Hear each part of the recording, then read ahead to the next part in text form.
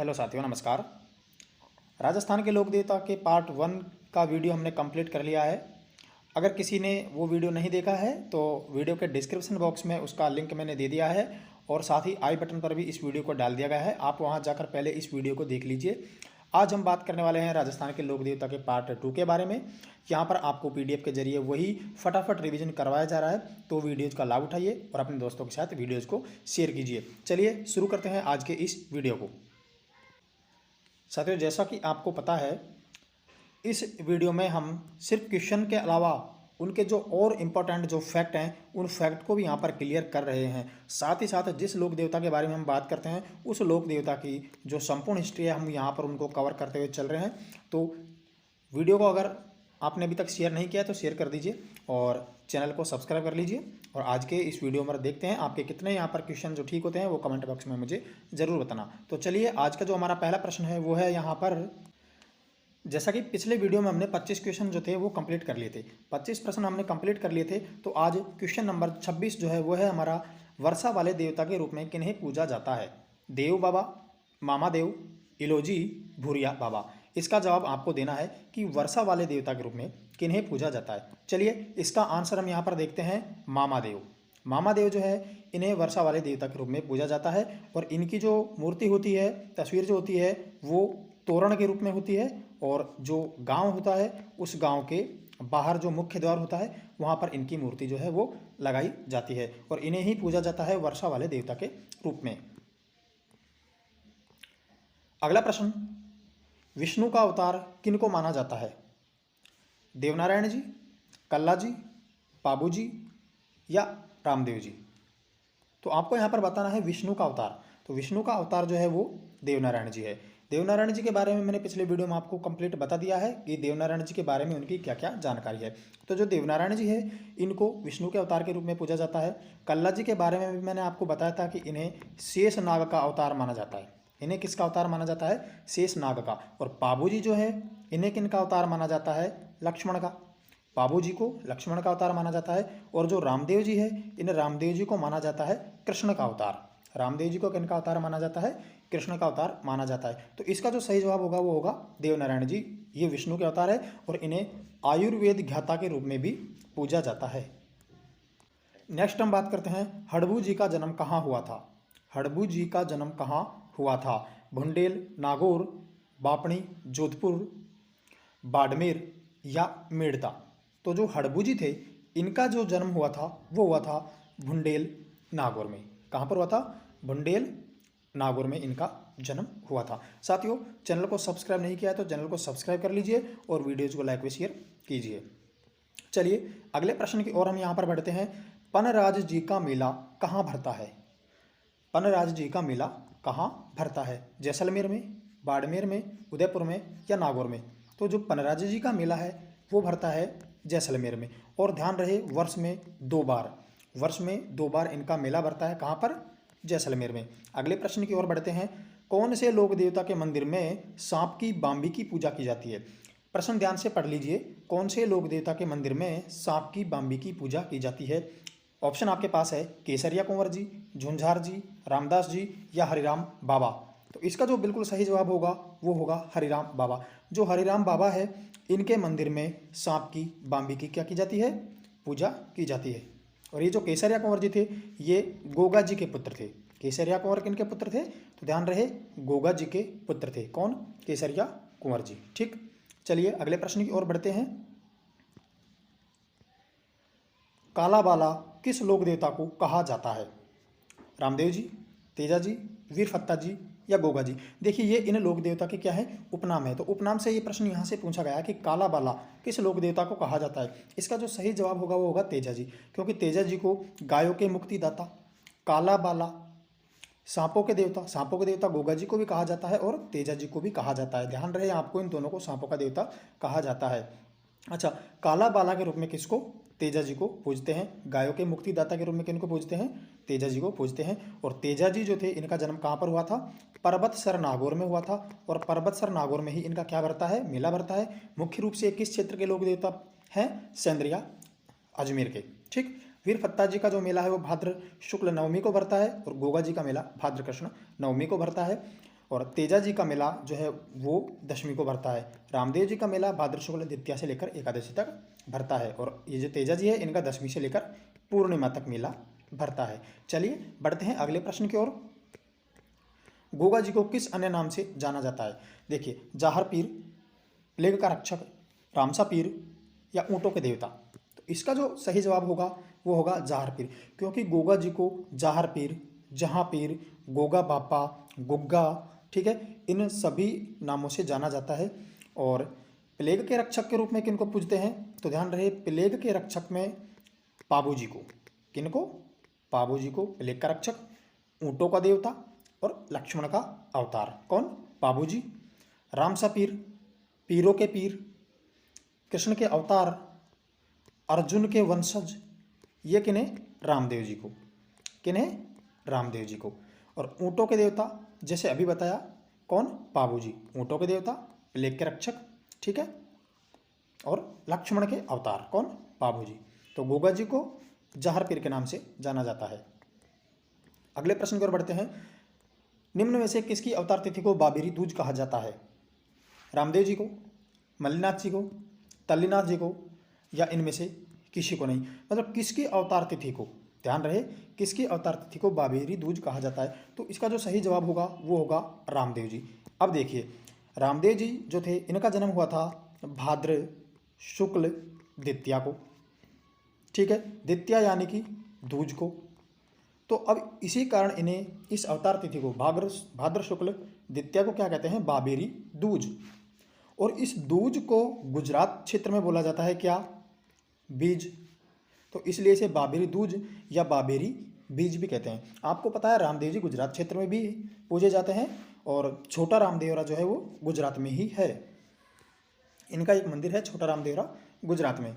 अगला प्रश्न जो है वो है, सबसे ज़्यादा पशुओं की खरीद फरोख्त किस मेले में होती है? बजरंग पशु मेला, तेजा जी पशु मेला, मल्लीनाथ जी पशु मेला और नागौर पशु मेला। तो ध्यान रहे, सबसे ज़्यादा पशुओं की खरीद फरोख्त जो होती है वो होती है तेजा जी पशु मेले में, जो भरता है परबतसर नागौर में। कहाँ पर भरता है? परबतसर नागौर में। अच्छा, मल्लीनाथ जी का जो पशु मेला है वो राजस्थान का सबसे प्राचीन पशु मेला है।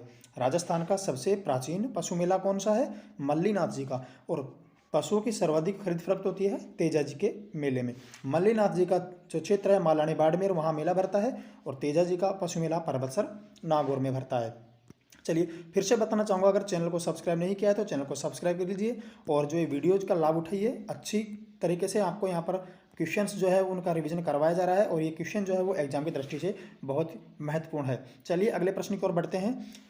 ग्वालों के पालनहार के रूप में किसे जाना जाता है? रूपनारायण जी, देव जी, चांदा जी या रूपनाथ जी? इसका सही जवाब होगा ग्वालों के पालनहार देव जी। जो देव जी हैं ये नंगला जहाज भरतपुर क्षेत्र के लोक देवता है। नंगला जहाज भरतपुर इस क्षेत्र के क्या हैं?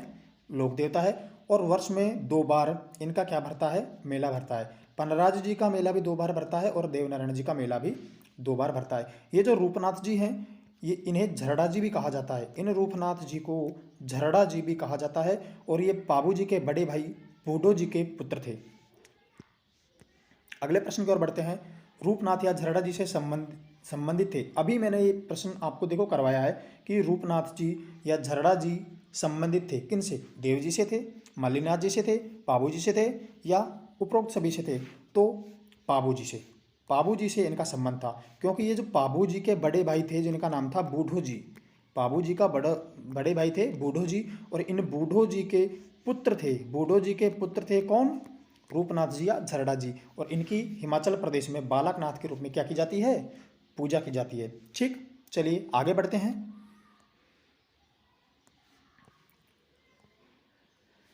अच्छा, उपरोक्त सभी प्रतियोगी परीक्षाओं की तैयारी के लिए चैनल को सब्सक्राइब अवश्य कर ले व नोटिफिकेशन बटन को दबाएं। ठीक है साथियों, अगर नहीं किया है तो इस पर भी थोड़ा ध्यान दीजिए और कीजिए। नोटिफिकेशन ऑन करने से क्या होगा कि जो सूचनाएं हैं वो आपको समय से मिल जाएगी। अगला प्रश्न जो है वो है हमारा, रामदेव जी के समकालीन कौन से लोक देवता थे? यहाँ पर प्रश्न में तेज की जगह एक के करना आप है ना। रामदेव जी के समकालीन कौन से लोक देवता थे? मल्लीनाथ जी, भूरिया बाबा, डोंगर जी या जवाहर जी, और इनमें से कोई नहीं। ये डोंगर जी जवाहर जी दो लोक देवता थे। इनका वास्तविक नाम था बलजी भूर जी। ठीक है, ये सीकर क्षेत्र के थे और अमीरों का धन लूटकर गरीबों में बांटते थे। और राजस्थान में जो 1857 की क्रांति हुई थी उस समय नसीराबाद छावनी को विद्रोह के बाद इन्होंने ही लूटा था। प्रश्न क्या है, रामदेव जी के समकालीन कौन से लोक देवता थे? तो इसका उत्तर होगा मल्लीनाथ जी। नेक्स्ट क्वेश्चन जो हमारा है वो है, किस लोक देवता को गांव गांव में भूमि रक्षक के रूप में पूजा जाता है? बहुत ही अच्छा प्रश्न है, शायद आप सभी को आता होगा। और राजस्थान में इन देवता की जो है वो बहुत ही महिमा है और बहुत ही इनको पूजा जाता है। किस लोक देवता को गांव गांव में भूमि के रक्षक के रूप में पूजा जाता है? रामदेव जी, भौमिया बाबा, मेहा जी या देवनारायण जी? तो इसका जो सही जवाब होगा वो होगा भौमिया बाबा। चलिए बढ़ते हैं अगले प्रश्न की ओर। किस लोक देवता ने मारवाड़ के सभी संतों को एकत्र कर वृहद हरि कीर्तन का आयोजन करवाया था? बहुत ही इंपॉर्टेंट प्रश्न है साथियों, बहुत ही इंपॉर्टेंट प्रश्न है और बहुत ही कम लोगों को शायद यह आता होगा। ठीक है, इसके ऑप्शन अभी मैं आपके सामने रख रहा हूँ नेक्स्ट पेज में। तो पहले प्रश्न बहुत इंपॉर्टेंट है, ध्यान से इसको पढ़ लेना। किस लोक देवता ने मारवाड़ के सभी संतों को एकत्र कर वृहद हरि कीर्तन का आयोजन करवाया था? ऑप्शन देखते हैं इनके, हरिराम बाबा, मल्लीनाथ जी, बालकनाथ जी या रूपनाथ जी? तो इसका जो सही जवाब होगा मल्लीनाथ जी। जी हाँ, मल्लीनाथ जी ने मारवाड़ क्षेत्र के जो सभी संत थे इन्हीं सभी संतों को एकत्र कर एक वृहद क्या हरि कीर्तन का आयोजन करवाया था। ठीक है, चलिए बढ़ते हैं आगे की ओर। राजस्थान के एकमात्र लोक देवता जिन्होंने पेड़ काटने पर रोक लगाई थी? बहुत ही अच्छा प्रश्न, ये प्रश्न भी बहुत ही इंपॉर्टेंट प्रश्न है कि राजस्थान के एकमात्र लोक देवता जिन्होंने पेड़ काटने पर रोक लगाई थी, वीर बिग्गा जी, मल्लीनाथ जी, तल्लीनाथ जी या पनराज जी? तो इसका बिल्कुल सही जवाब होगा तल्लीनाथ जी। देखिए, एक है मल्लीनाथ जी जिन्होंने वृहद हरि कीर्तन का आयोजन करवाया था मारवाड़ के सभी संतों को बुलाकर, और एक है तल्लीनाथ जी। ये जो थे इन्होंने पेड़ काटने पर रोक लगाई थी। इन्होंने किस पर? पेड़ काटने पर। जाम्बो जी ने भी लगाई थी ना, जैसे वो लोक संत थे, और ये क्या है? लोक देवता है। लोक संत और लोक देवता दोनों क्या होते हैं? अलग अलग होते हैं। तो इनका सही जवाब होगा तल्लीनाथ जी। ठीक है, नेक्स्ट क्वेश्चन। राजस्थान के किस लोक देवता की पूजा हिमाचल प्रदेश में बालकनाथ के रूप में की जाती है? अभी थोड़ी समय पहले मैंने इसके बारे में आपको बताया था। चलिए उत्तर दीजिए, रूपनाथ जी, झुंझार जी, इलो जी या देवनारायण जी? इसका बिल्कुल जो सही जवाब होगा वो होगा रूपनाथ जी। मैंने आपको बताया था कि ये जो रूपनाथ जी है इन्हें झरड़ा जी भी कहते हैं। इन रूपनाथ जी को क्या भी कहते हैं भाई? झरड़ा जी भी कहते हैं। और ये पाबू जी जो थे इनसे संबंधित है। वो कैसे? कि पाबू जी के बड़े भाई थे बूढ़ो जी, और इन बूढ़ो जी के पुत्र हैं कौन? रूपनाथ जी। और गोगा जी के पुत्र कौन है? केसरिया कुंवर जी। ठीक है, नेक्स्ट क्वेश्चन। तेजा जी के मंदिर में किस जाति का पुजारी होता है? बहुत ही अच्छा प्रश्न है। अभी देखो, तीनों प्रश्न बहुत ही ज़्यादा इंपॉर्टेंट है। वैसे तो हमने इस वीडियो सीरीज में सारे जो लोक देवता हैं उन लोक देवताओं को कवर कर लिया है। अगले वीडियो में हम कवर करेंगे राजस्थान की लोक देवियों को। राजस्थान की लोक देवियों का बहुत ही इंपॉर्टेंट प्रश्न है, और उनमें भी ये और भी बहुत ज़्यादा इंपॉर्टेंट प्रश्न जो है वो है। तो इसका जो सही जवाब होगा, तेजा जी के मंदिर में किस जाति का पुजारी होता है? जाट जाति का, कुम्हार जाति का, ब्राह्मण जाति का या प्रत्यक्ष से कोई नहीं? तो इसका बिल्कुल सही जवाब होगा कुम्हार जाति का। और ध्यान रहे, जो तेजा जी थे वो किस जाति के थे? जाट जाति के थे। और पर्वतसर नागौर में इनका क्या हुआ था? जन्म हुआ था। और इनकी घोड़ी का नाम क्या था? केसर कालमी इनकी, सॉरी, लीलन या श्रृंगारी। ध्यान रखें, तेजा जी की जो घोड़ी थी इनका नाम था लीलन और इन्हीं को बोलते थे श्रृंगारी। ठीक है, तो ये ध्यान रखें। केसर कालमी जो था वो बाबू जी की घोड़ी का नाम था। अच्छा, नेक्स्ट क्वेश्चन। लोक देवता कल्लाजी राठौड़ की छतरी किस दुर्ग में बनी हुई है? बहुत ही इंपॉर्टेंट प्रश्न है। पिछले वीडियो सीरीज में मैं आपको बताया था कि चित्तौड़ के तीसरे साके से संबंधित, चित्तौड़ के तीसरे साके से संबंधित जो लोक देवता है वो कल्लाजी राठौड़ हैं। ठीक है, इन्हें 4 हाथों वाले और 2 सिर वाले लोक देवता के रूप में पूजा जाता है। चित्तौड़ के तीसरे साके में युद्ध करते हुए वीर गति पर ये प्राप्त हुए थे। और इनकी छतरी, अब आप सोच सकते हो किस दुर्ग में बनी हुई है?